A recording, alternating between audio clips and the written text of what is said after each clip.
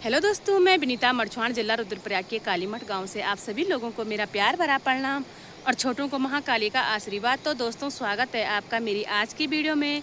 आज की वीडियो की शुरुआत हो रही है मेरी सुबह 7:30 बजे से और अपने खूबसूरत सी खेतों से। तो दोस्तों, आजकल हमारी उत्तराखंड में हो रही है धान की रोपाई।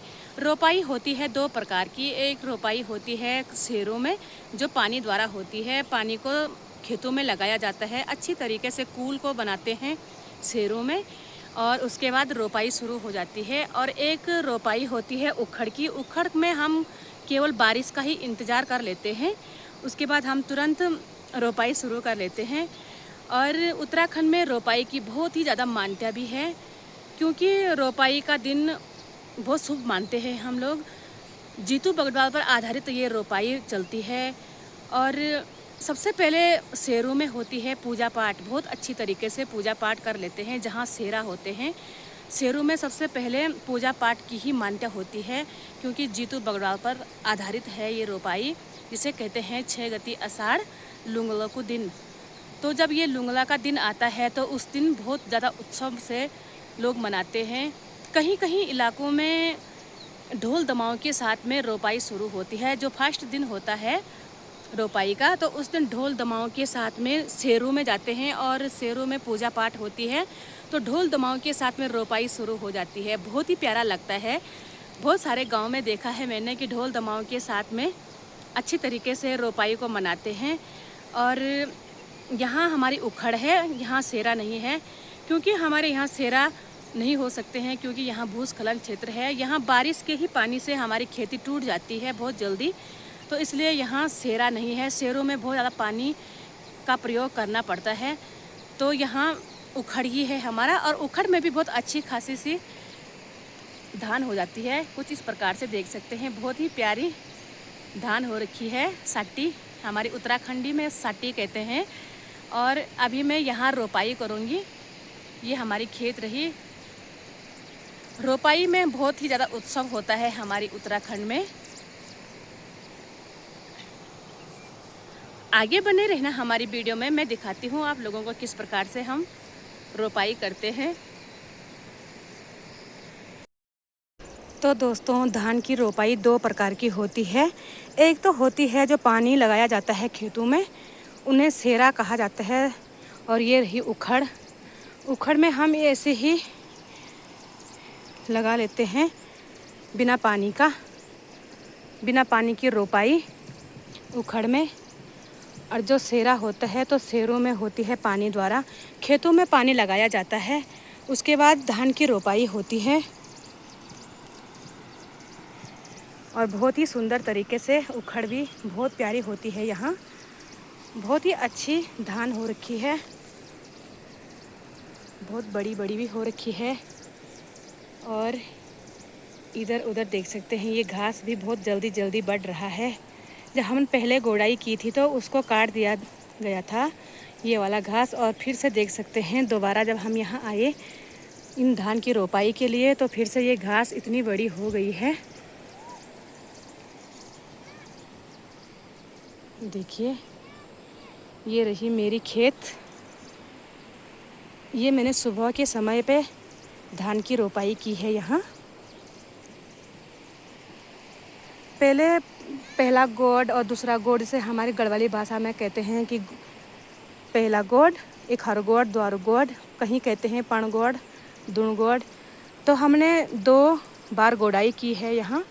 और इस समय बिल्कुल रोपाई की है हमने। जैसे ही बारिश आनी शुरू हो जाती है तो उसके बाद तुरंत यहाँ धान की रोपाई शुरू हो जाती है। ये उखड़ है,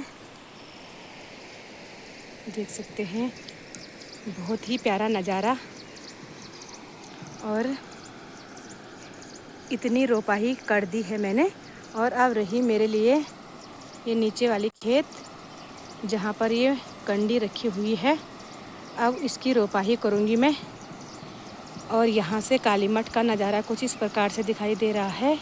आजकल माँ सरस्वती नदी का रौद्र अवतार होना भी शुरू हो चुका है। यहाँ तक नदी की आवाज़ आ रही है। चारों ओर आजकल हरियाली हरियाली छाई हुई है। मैंने पहले की वीडियो में बताई थी आप लोगों को, उस समय यहाँ गोडाई चल रही थी और अब चल रही है यहाँ रोपाई, कुछ इस प्रकार से। और जब धान की रोपाई होती है तो बहुत ही मान्यता है इस रोपाई की भी, क्योंकि धान की रोपाई जीतू बगड़वाल पर आधारित है। इसीलिए हम धान की रोपाई को शुभ मानते हैं और बहुत ही अच्छी तरीके से हम धान की रोपाई करते हैं, क्योंकि गोडाई का भी दिन होता है, इस रोपाई का भी दिन होता है। जो धान की रोपाई होती है तो उनका दिन होता है, जैसे कि पंडितों द्वारा दिन को कराया जाता है जब रोपाई होती है शेरों में, जहाँ पानी द्वारा रोपाई होती है तो उसका दिन हो जाता है। जब जीतू बगड़वाल की कहानी आती है रोपाई के समय, तो तब उन गाथाओं को गाते हैं, सुनाते हैं।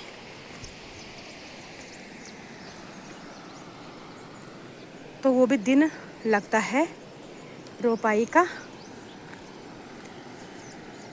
जैसे कि 6 गति आषाढ़, जैसे आषाढ़ लग गया है और 6 गति से रोपाई का दिन होता है। जो सेरा होता है, सेरा जहाँ पानी की कूल रहती है, बहुत ही प्यारा लगता है। परंतु यहाँ सेरा नहीं है, क्योंकि यहाँ भूस्खलन क्षेत्र है, इसलिए यहाँ रोपाई नहीं करते हैं, पानी द्वारा रोपाई नहीं करते हैं, केवल यहाँ उखड़ ही है। क्योंकि अगर पहले ही तो हम लोग यहाँ पानी से परेशान रहते हैं, जब खेतों में भी बहुत ज़्यादा पानी आता है, बारिश का ही पानी से ही यहाँ की खेतें बिल्कुल टूट जाती है, तो इसलिए यहाँ उखड़ ही रहते हैं। ये देख सकते हैं सभी अपने अपने खेतों में लगे हुए हैं। उखड़ में भी यहाँ बहुत ही अच्छी धान होती है, बिल्कुल जैसे शेरों में होती है उसी प्रकार से यहाँ भी हो जाती है, क्योंकि यहाँ की उखड़ सार भी बहुत अच्छी है। पहले बहुत ही अच्छी थी, अब तो टूट फूट के हो गई है, खेतों का बर्बाद।